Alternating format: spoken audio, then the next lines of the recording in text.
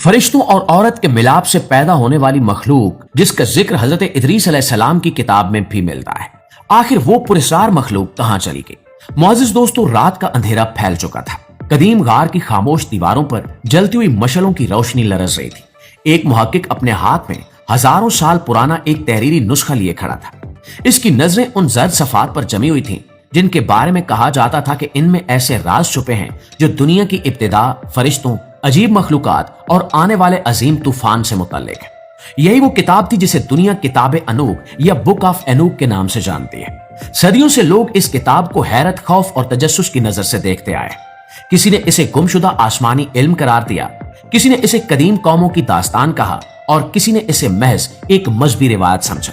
लेकिन एक मुसलमान के लिए सबसे पहले ये जानना जरूरी है कि हिदायत का मुकम्मल और महफूज जरिया सिर्फ कुरान करीम और रसूलुल्लाह सल्लल्लाहु अलैहि वसल्लम की सही सुन्नत है। इसलिए इस किताब में लिखी गई हर बात को सच मान लेना दुरुस्त नहीं है।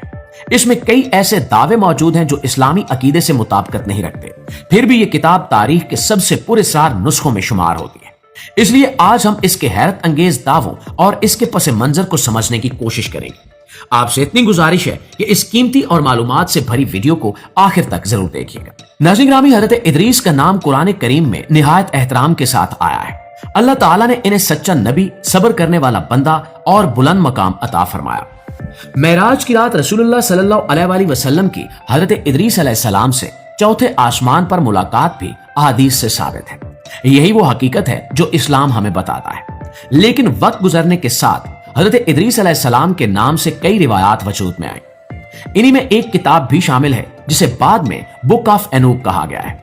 ज्यादातर मुअर्रिखीन का ख्याल है कि यह किताब हज़रत इदरीस अलैहिस्सलाम के जमाने में नहीं लिखी गई, बल्कि इनके कई हजार साल बाद मुरतब हुई और फिर उनकी तरफ मंसूब कर दी गई। इसलिए इसकी तारीखी हैसियत हमेशा बहस का मौजू रही है। सन 1947 में फलस्तीन के इलाके कुमरान की गारों से डेड सी स्क्रोल्स दरियाफ्त हुए। जब इन कदीम नुस्खों में बुक ऑफ एनूक के कुछ हिस्से भी मिले तो दुनिया भर के मुहक्किकीन हैरान रह गए। एक बार फिर सवाल उठने लगे कि आखिर इस किताब में ऐसा क्या लिखा है जिसने 2000 साल बाद भी लोगों को अपनी तरफ मुतवज्जे कर रखा है। जब इस किताब के सफात खुलते हैं तो सबसे पहले एक ऐसी कहानी सामने आती है जो सदियों से बहस का मरकज बनी हुई है। इसमें एक गिरोह का जिक्र मिलता है जिन्हें वॉचर्स यानी निगहबान कहा गया है। ये आसमानी मखलूक जमीन पर आई, इंसानों के दरमियान रहने लगी और फिर ऐसे फैसले किए जिन्होंने पूरी दुनिया का रुख बदल दिया। किताब के मुताबिक इन फरिश्तों में से बाज फरिश्तों ने इंसानी औरतों को देखा, इनकी खूबसूरती से मुतासिर हुए और इनसे जिनसी ताल्लुकात कायम कर लिए।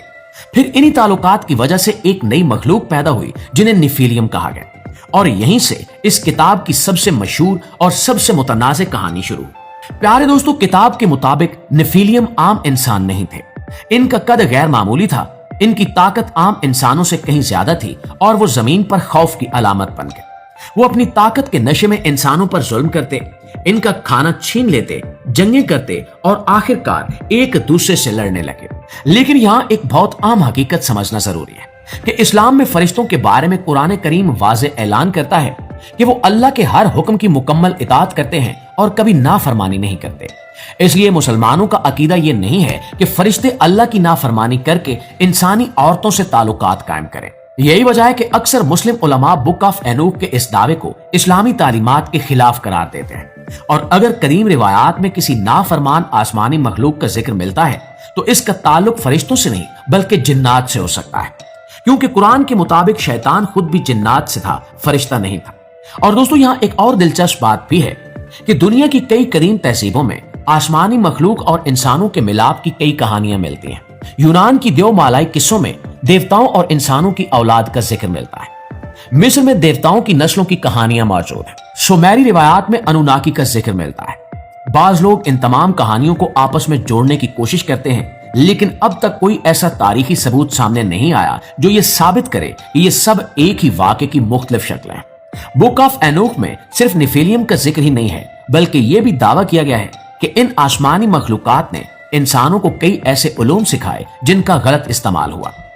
इस पूरे सार किताब के मुताबिक इन्होंने तलवारें बनाना सिखाया, जंगी हथियार तैयार करना सिखाया, जादू सिखाया, जेवरात बनाने के तरीके बताए, खूबसूरती बढ़ाने के नुस्खे दिए اور ایسے علوم عام کیے जिनसे इंसान अल्लाह की इताअत की बजाय गुरूर और फसाद की तरफ बढ़ने लगा। प्यारे दोस्तों, वक्त गुजरता गया और निफिलियम की कहानी दुनिया भर में फैलती चली गई। बाज लोगों ने दावा किया कि कदीम जमाने में मिलने वाली बहुत बड़ी हड्डियों का ताल्लुक इन्हीं देव कामत मखलूकात से था। बाद में तहकीक से मालूम हुआ कि इनमें ज्यादातर हड्डियां कदीम हाथियों, मेमत या दूसरे बड़े जानवरों की थी। कई तस्वीर भी इंटरनेट पर वायरल हुई जिन्हें बाद में कंप्यूटर से तैयार की गई जाली तस्वीर साबित किया गया। आज तक कोई ऐसा मुस्तनद साइंसी सबूत सामने नहीं आया जिससे साबित हो सके कि निफिलियम वाकई जमीन पर मौजूद है। बाज लोग निफिलियम का ताल्लुक कौम आद से भी जोड़ते हैं क्योंकि कुरान में कौम आद को ताकतवर और मजबूत बनाया गया है, लेकिन कुरान ने कहीं नहीं फरमाया कि वो फरिश्तों और औरतों से पैदा होने वाली कोई अलग मखलूक थे। वो आम इंसान थे जिन्हें अल्लाह ने गैर मामूली जिस्मानी ताकत दी थी, लेकिन वो अपने गरूर और नाफरमानी की वजह से हलाक हुए। दोस्तों, बुक ऑफ एनूख में एक बहुत बड़े तूफान का जिक्र भी किया गया है कि अल्लाह ने जमीन को निफिलियम और फसादात से पाक करने के लिए एक बहुत बड़ा तूफान भेजा, जबकि कुरान मजीद में तूफान नूह का जिक्र मिलता है कि हजरत नूह की कौम मुसलसल शिर्क, कुफ्र और नाफरमानी में मुब्तला रही, अंबिया की दावत को ठुकराती रही, इसलिए उन पर तूफान और बारिश की सूरत में अल्लाह का अजाब आया। कुरान करीम में कहीं भी यह नहीं कहा गया कि तूफान सिर्फ किसी देव कामत नस्ल को खत्म करने के लिए आया था।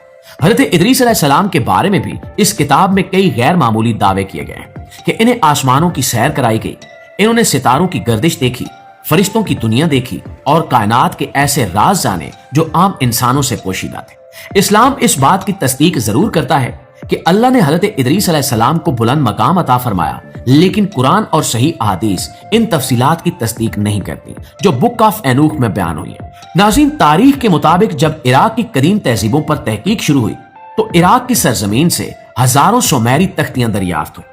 इन पर बादशाहों, इबादत गाहों, देवमालाई किरदारों और आसमानी मखलूकात का जिक्र था। इसी दौरान एक नई साजिशी कहानी ने जन्म लिया।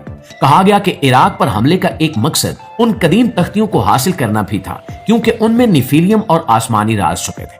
और दोस्तों, सदियों से एक और सवाल भी लोगों को परेशान करता आया है कि अगर हजरत आदम अलैहिस्सलाम, हजरत शीस अलैहिस्सलाम और हजरत इदरीस अलैहिस्सलाम पर सहीफे नाजिल हुए थे तो वो आज कहां हैं? इसका कतई जवाब किसी के पास मौजूद नहीं है। मुमकिन है कि वक्त के साथ वो जाया हो गए हों या इनमें तब्दीलियां कर दी गई हों। इसलिए अल्लाह ताला ने कुरान करीम की हिफाजत की जिम्मेदारी खुद ली ताकि आखिरी हिदायत हमेशा महफूज रहे। आज सोशल मीडिया पर बुक ऑफ एनोक के हवाले से बेशुमार सनसनीखेज वीडियो मौजूद हैं। कहीं फरिश्तों और औरतों से पैदा होने वाली मखलूक को इंसानियत का असल राज बताया जाता है, कहीं निफिलियम को आज भी जिंदा करार दिया जाता है, कहीं पहाड़ों में मिलने वाली हर बड़ी हड्डी को इन्हीं की बाकियात कहा जाता है और कहीं हर कदीम गार को इनका मस्कन बनाकर पेश किया जाता है। लेकिन याद रखिए कि ये सब फर्जी बातें हैं और इनका हकीकत से दूर दूर का कोई ताल्लुक नहीं है। अब इस हवाले से आप दोस्तों की राय क्या कहती है, कमेंट में जरूर बताइएगा। वीडियो अच्छी लगी है, आपकी मालूमात में इजाफे का बायस बनी है तो हमारी इस कोशिश को सिर्फ एक लाइक और एक शेयर जरूर दीजिएगा। इंशाल्लाह आपकी खिदमत में हाजिर होते हैं एक नई इंटरेस्टिंग वीडियो के साथ। तब तक अपना ढेर सारा ख्याल रखिए। अल्लाह निगहबान।